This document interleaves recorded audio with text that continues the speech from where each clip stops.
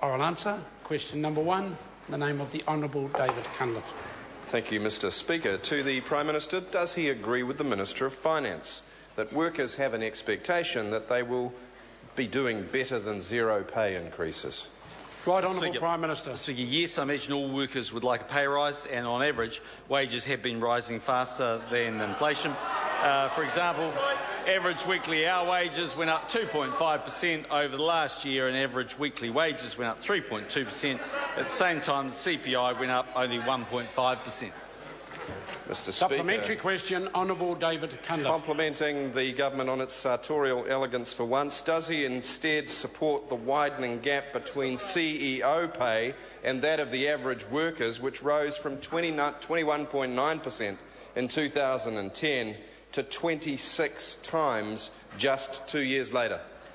Right, Honourable Prime Minister. Mr Speaker, for a very, very long period of time, this country's had a pretty significant gap between CEO pay and what others earn. I will say, though, that that gap is considerably smaller in New Zealand than it is in a lot of countries around the world. Mr Speaker. Order.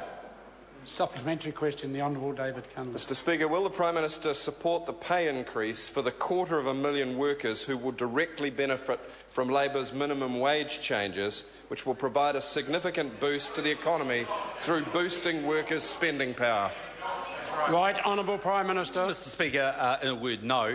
And the reason for that is that I'm not so irresponsible that I'd say to 6,000 New Zealanders, you're losing your job because the Labour Party's polling 25% and so desperate to get a lift. Order. Mr Speaker. Order. Supplementary question, Honourable David Cunliffe. Mr Speaker, why does the Prime Minister oppose higher minimum wages when evidence shows that leads to workers staying in jobs longer, higher productivity, higher standards of living, more spent at the corner dairy, greater consumer demand and more, not less, jobs?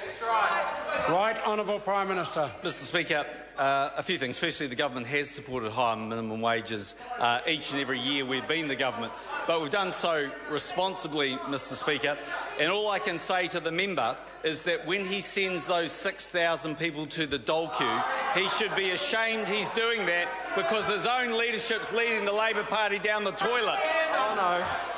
Oh no, Mr Speaker, why does the Prime Minister oppose policies which would see our lowest paid workers receive an additional $4,000 a year? Right, Honourable Prime Minister. Mr Speaker, the Labour Party will be known as the anti-jobs party. This is a party that doesn't support what we on this side of the House support, which is a 90-day trial period. I'm actually a bit surprised the Labour Party don't support it, because if they had, they could have booted out Cunliffe after 89 days. Mr Speaker. Order. Point of order. Order. Point of order, the Right Honourable Winston Peters. Mr Speaker, you will appreciate that the Prime Minister has no right to refer to any Member of Parliament in the way he just did. And this late in the day, I suggest you do your job. Order. Order. Order. Order. Order. And can I suggest to that member, if he again raises frivolous points of order, he will not be here for the balance of question time. Supplementary question. Point of order, Mr Speaker.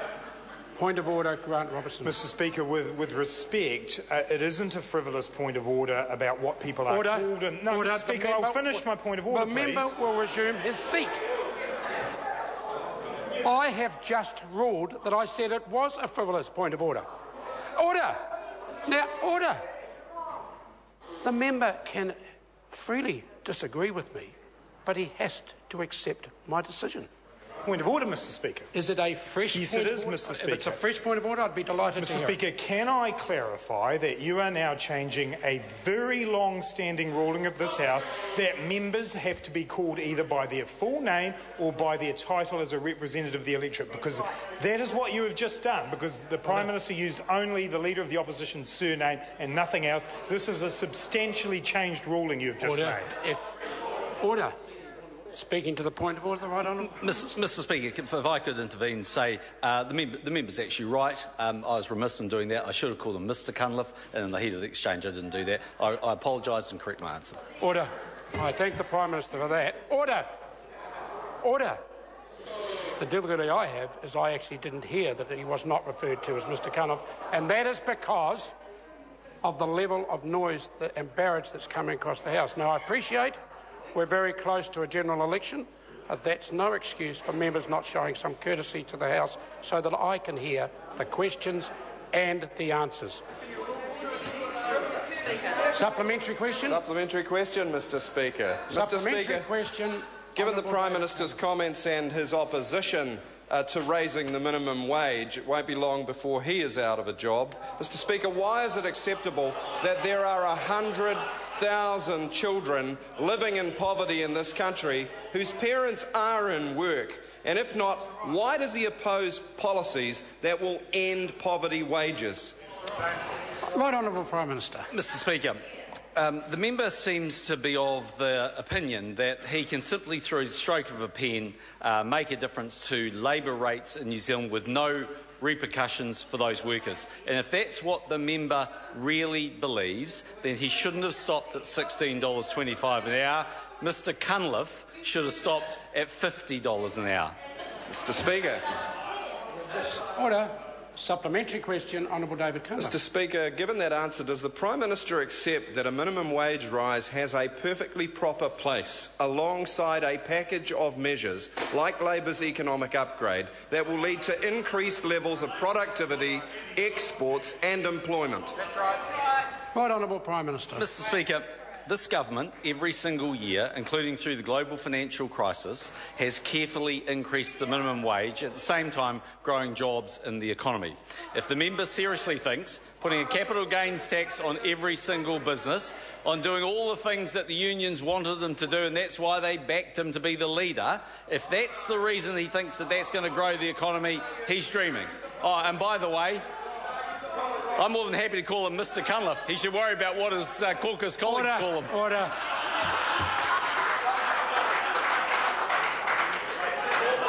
Order. Order. Question number 2, Honi Harawira. Order. Order.